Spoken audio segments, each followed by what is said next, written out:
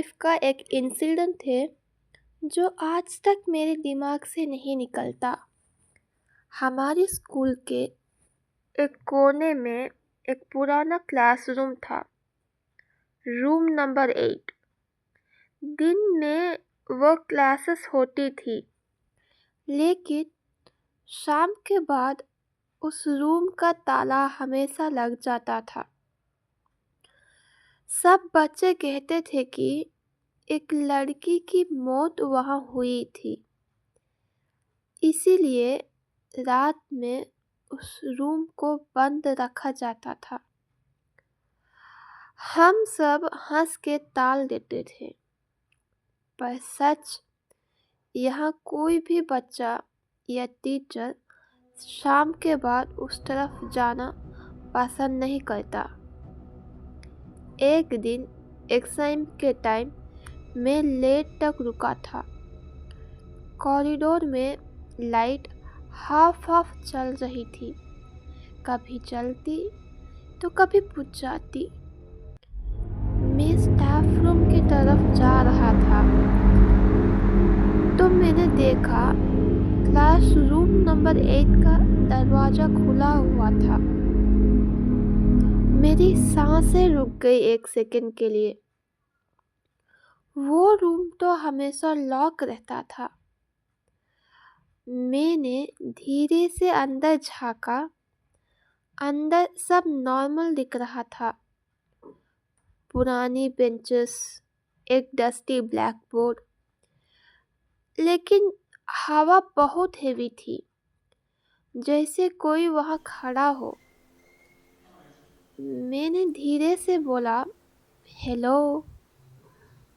तभी मुझे आवाज़ आई, जैसे कोई बेंच खींचने की। एक डेस्क अपने आप विंडो के पास से स्लाइड होकर आगे आ गया। मेरा खून जम गया। उस वक्त मैंने ब्लैक बोर्ड देखा और उसके पास एक चाक पेंसिल खुद ब खुद लिख जा रहा था, डोंट लीव मी हियर। मैं सीधा भाग गया। कॉरिडोर में गार्ड मिला। उसने मुझे पकड़ लिया और गुस्से से बोला, क्या तुम अंदर गए थे रूम नंबर 8 में? मैंने बोला, नहीं, वो तो खुद ब खुद खुला हुआ था। ये सुन के उसका चेहरे का रंग उतर गया। उसने सिर्फ इतना कहा, अब दोबारा मत जाना। बाद में मुझे पता चला कि एक लड़की को अस्थमा अटैक हुआ था एक्स्ट्रा क्लासेस के वक्त। टीचर को लगा कि वो घर चली गई और क्लासरूम लॉक कर दिया। सुबह तक वो वहाँ मर चुकी थी। तब से हर शाम उस रूम से नॉकिंग, विस्पर्स और ड्रैगिंग का साउंड सुनाई देता है।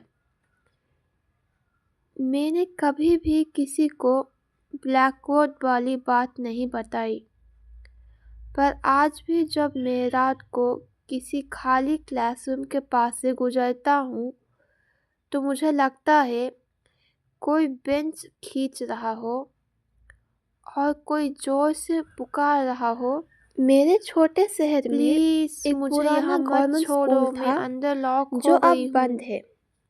लोग कहते हैं कि वो एक हॉन्टेड था।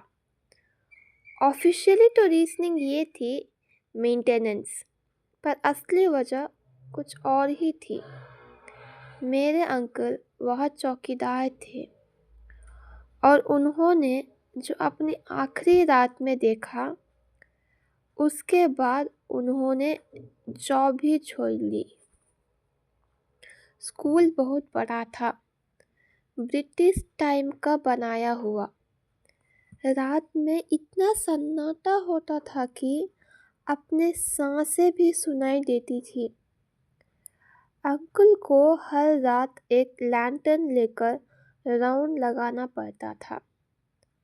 सबसे ज़्यादा उन्हें डर साइंस ब्लॉक से लगता था। वह अंधेरा रहता था, खिड़कियां भी टूटी हुई थी। जब एक रात उन्होंने सुना बच्चों की हंसी, वो सोचने लगे कोई बच्चा छुप के स्कूल में घुस के आया है। वो लैंटर्न लेकर अंदर गए। जैसे ही साइंस लैब में पहुंचे, हवा बर्फ जैसे ठंडी थी। हंसी एकदम से बंद हो गई। जब उन्होंने ब्लैक बोर्ड देखा, उनका खून जम गया पूरा। पुराना डस्टी बोर्ड बिल्कुल क्लीन था और उस पे एक नए चौक से लिखा था, हम अभी भी इधर ही हैं। तभी उनके छोटी छोटी फिंगरप्रिंट सुनाई देने लगी, जैसे दूसरी तरह से बच्चे उनके पास आ रहे हो। उन्होंने लैंटर्न गिरा दिया और अंधेरा छा गया। अब आवाज आई जोर से हंसने की, मतलब पूरे चारों तरह से सब हंसे जा रहे थे। अंकल भाग के कॉरिडोर में गए, पर एग्जिट डोर खुल ही नहीं रहा था। तब उन्होंने देखा क्लासरूम की टूटी हुई खिड़की के पीछे एक अजीब सा चेहरा उन्हें घूर के देख रहा है। उनकी काली आंखें और चेहरे पे अजीब सी मुस्कान। किसी एक बच्चे की आवाज क्लियरली सुनाई दी, हमारे साथ हमेशा के लिए रुक जाओ ना अंकल। वह जान बचाकर भागे और फिर कभी वापस स्कूल नहीं गए। अगले दिन ही अंकल ने रिसाइन दे दिया